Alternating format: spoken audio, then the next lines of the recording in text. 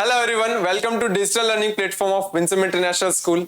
आज हम बात करने वाले हैं क्लास 11th का जो चैप्टर फर्स्ट है यानी द लिविंग वर्ल्ड जो है उसके क्वेश्चन आंसर के बारे में। लास्ट लेक्चर में हमने ये चैप्टर जो है वो खत्म किया था। आज उसकी एक्सरसाइज देखते हैं एनसीईआरटी की। चलिए बात करते हैं एक्सरसाइज की। Chapter first question and answer है द लिविंग वर्ल्ड। ठीक है, बात करते हैं फर्स्ट क्वेश्चन की। फर्स्ट क्वेश्चन क्या कहता है, देखिए, Why are the living organisms classified? कि जो लिविंग ऑर्गेनिजम्स है उनको क्लासिफाइड क्यों किया जाता है। अपने चैप्टर में देखा था यानी कि हमने ये बात की थी कि लिविंग ऑर्गेनिजम्स जो होते हैं वो इतने ज्यादा डाइवर्स हैं हमारे अर्थ के ऊपर कि उनका इंडिविजुअल स्टडी करना बहुत ज्यादा मुश्किल है। तो हम क्या करते हैं, उनको ग्रुप्स के अंदर क्लासिफाई कर देते हैं और उनको जो ग्रुप्स में क्लासिफाई किया जाता है वो ग्रुप्स ही उस तरह से बनाए जाते हैं कि एक ही कैरेक्टर वाले जो ऑर्गेनिजम्स होते हैं वो एक ग्रुप में आ जाए। तो हमें क्या होता है, जब बहुत सारे एनिमल्स जो है या ऑर्गेनिजम्स जो है उनकी स्टडी करनी होती है तो हम क्या करते हैं, ओवरऑल ग्रुप की स्टडी कर लेते हैं। तो उसके अंदर जितने भी ऑर्गेनिजम्स आते हैं उनकी ऑटोमेटिकली क्या हो जाती है, स्टडी हो जाती है। तो कम टाइम में ज्यादा स्टडी हो पाती है। इस कारण से हम कह सकते हैं कि क्लासिफिकेशन जो है वो हमारे लिए बहुत जरूरी है। तो देखो क्या कहता है, the need of classification is a large diversity among living organisms because it is possible to study all the living organisms in a separate manner.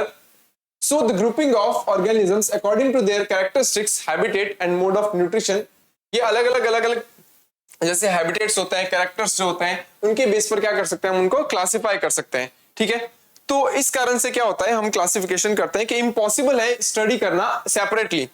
The classification of those living organisms into one group which has a similar characteristic and other living organisms into another group because they're different in their characters।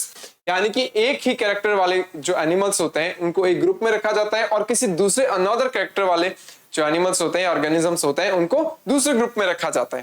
ठीक है, क्यों? क्योंकि उनके characters एक दूसरे से अलग अलग हैं, इसीलिए हम अलग अलग ग्रुप बना देते हैं। So the classification of living organisms is essential to study all the organisms in easy manner and avoid to the confusion। Correct? आगे बात करते हैं। सेकंड नंबर क्वेश्चन जो है वो क्या कहता है, why are the classification systems changing every now and then. यानी कि क्लासिफिकेशन सिस्टम जो होता है वो टाइम टू टाइम पर चेंज कैसे होता रहता है। क्लासिफिकेशंस के जो भी क्राइटेरियाज लिए जाते हैं ना, जिस भी बेस पर क्लासिफिकेशन किया जाता है वो criterias time to time change होते रहते हैं। क्यों? क्योंकि जो ये सारे क्लासिफिकेशंस के जो बेसिस होते हैं वो मेंटल डेवलपमेंट पर होते हैं हमारी। एक तो जैसे जैसे हमारी समझ बढ़ती है, हमारी अंडरस्टैंडिंग बढ़ती है, ठीक है, तो वैसे वैसे क्या होता है, हम क्लासिफिकेशंस के और भी इजी वेज जो होते हैं वो डिस्कवर करते रहते हैं। तो जो और भी इजी तरीके जब हम डिस्कवर करते हैं तो जो बेसिस होते हैं क्लासिफिकेशन के वो तो चेंज होंगे ही होंगे। करेक्ट? देखिए, the classification system change every now and then because of the great diversity of living organisms such as microorganisms, bacteria, viruses, fungi and animals and plants also। correct? The variety of living organisms is not limited। limited तो वैसे भी नहीं है, बहुत सारे हैं organisms जो है, तो limited नहीं है।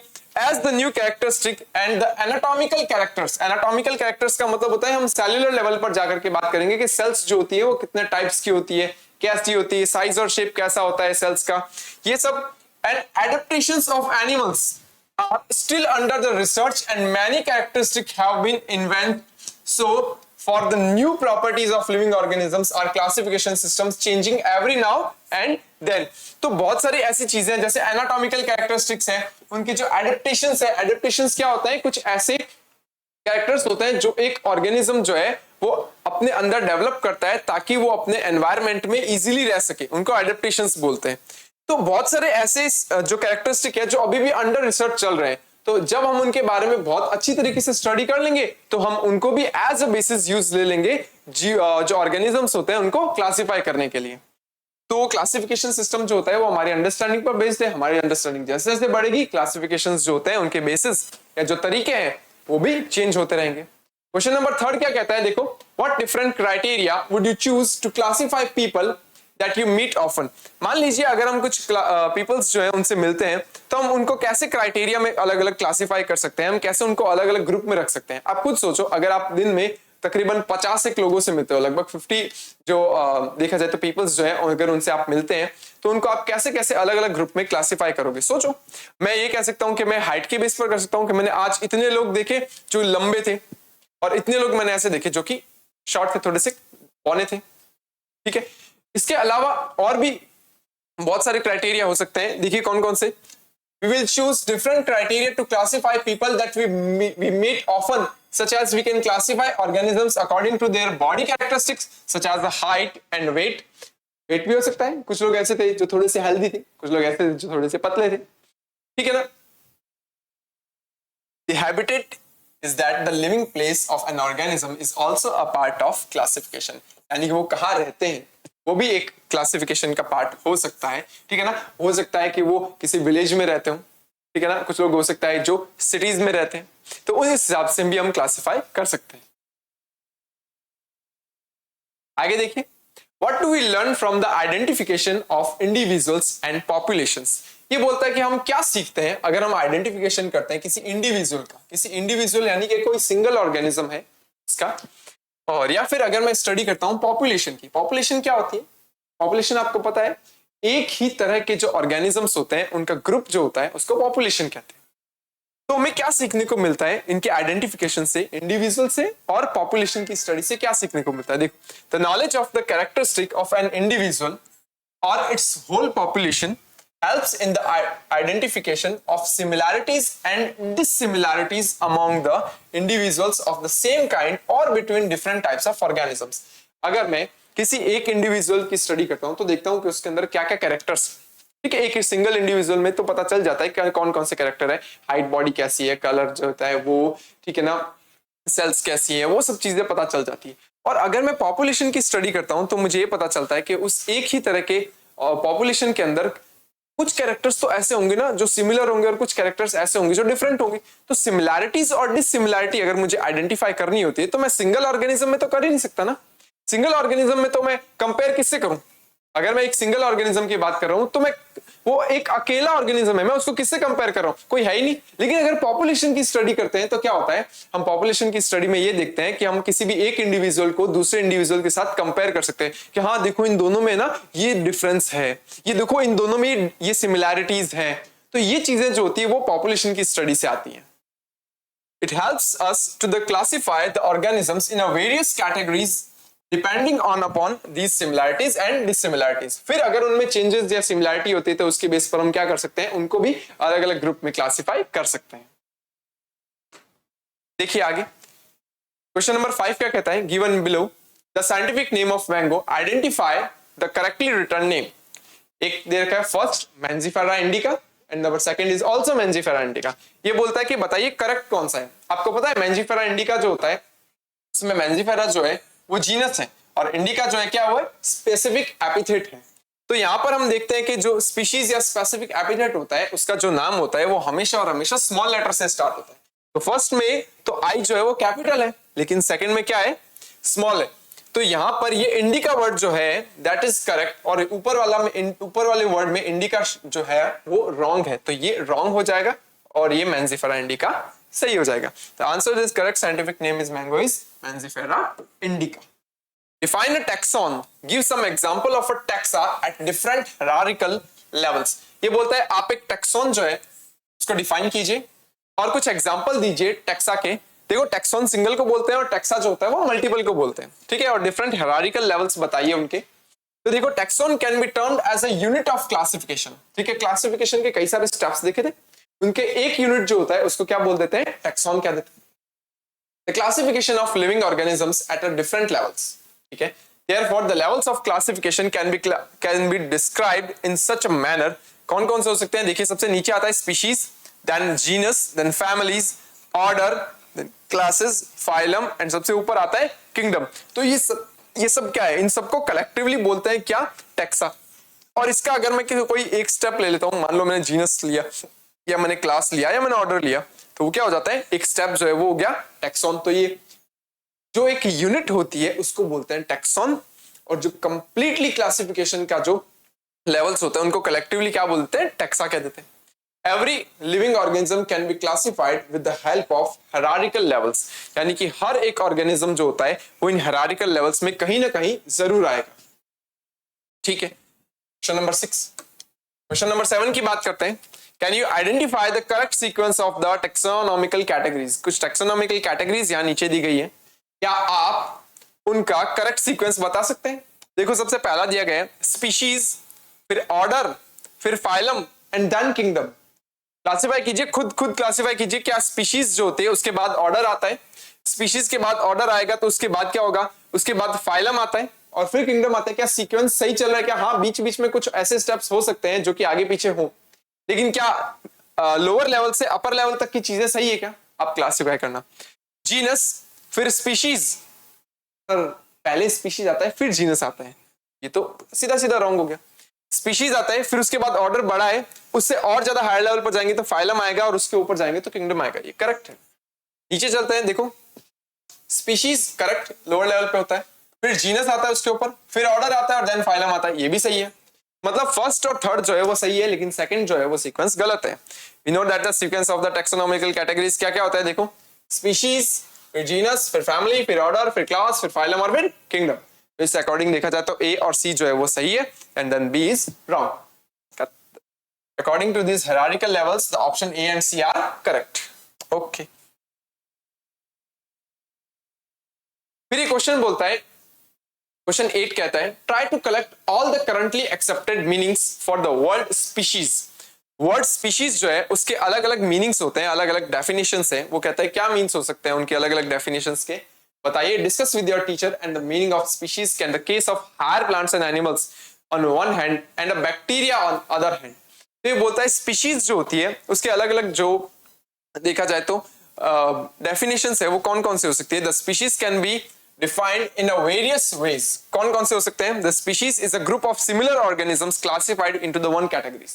सही बात है, अगर कोई एक ही स्पीशीज के मेंबर है तो वो सिमिलर ऑर्गेनिजम्स जो है उसका एक ग्रुप है जो कि एक ही कैटेगरी में रखे जा सकते हैं। मे बी ये भी स्पीशीज की परिभाषा हो सकती है, ठीक है। Species can also be defined as a basic unit of classification और a basic unit of taxonomy. Correct, ये भी सही है ना।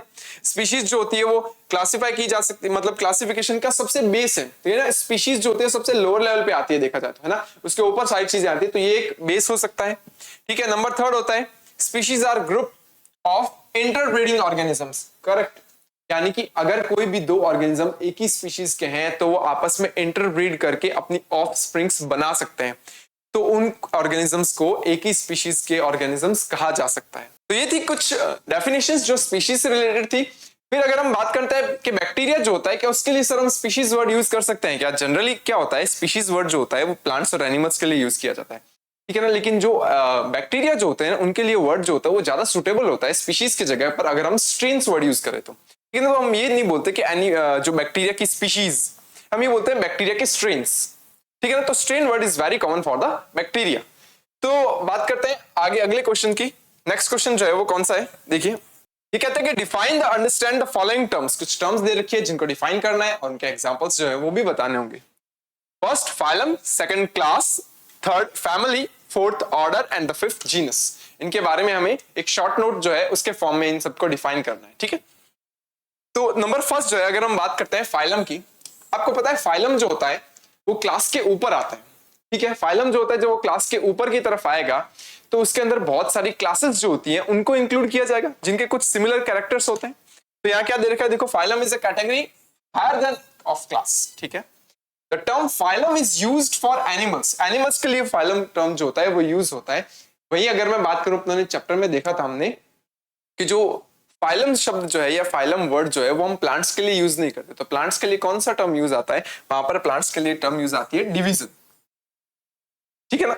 The phylum is formed of one or more classes, okay. Example the phylum Chordata, एक phylum है जिसका नाम है क्या है, कॉर्डेटा।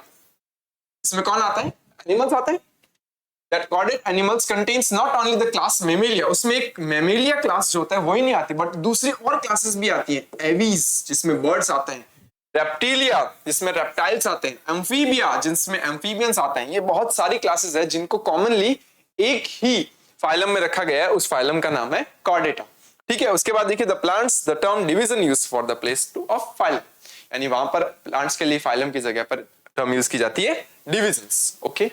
सेकंड बात करते हैं क्लास की। The class is a taxonomical rank which is present between phylum and family. बिल्कुल सही बात है, फाइलम और फैमिली जो होता है उसके बीच में प्रेजेंट होती है class. The class is made up of more than और वन रिलेटेड ऑर्डर्स, यानी कि एक से ज्यादा रिलेटेड ऑर्डर्स जो होते हैं उन्हीं को क्या किया जाता है, एक क्लास के अंदर रखा जाता है, for example the class Dicotyledonae of flowering plants contains all the dicots. Dicotyledonae जो होती है वो एक क्लास ऐसी है जिसके अंदर सारे के सारे डाइकॉट प्लांट्स जो होते हैं वो रखे गए हैं, which are grouped into the several orders, और उनको कुछ ऑर्डर्स में रखा गया है। एग्जांपल है रोजल्स, स्पेंडल्स एंड द रेनियल्स। ये सारे क्या है, ये ऑर्डर्स के नाम है, correct.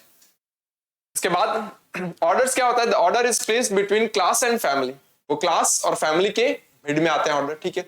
Generally the order is a group of related families. हाँ, ग्रुप ऑफ रिलेटेड फैमिलीज जो होती है वो क्या होता है, आपस में मिलकर के ऑर्डर बनाते हैं, यानी बहुत सारी ऐसी फैमिलीज जिनके अंदर कुछ कॉमन कैरेक्टर्स होते हैं उनको एक ही ऑर्डर में रखा जाता है, ठीक है। रिलेटेड फैमिलीज, उसके नीचे जीनस जो होता है वो भी उनका सिमिलर हो सकता है, और स्पीशीज कैरेक्टर्स जो होते हैं वो भी सिमिलर हो सकते हैं। For example the order classification in animals is Carnivora, ठीक है।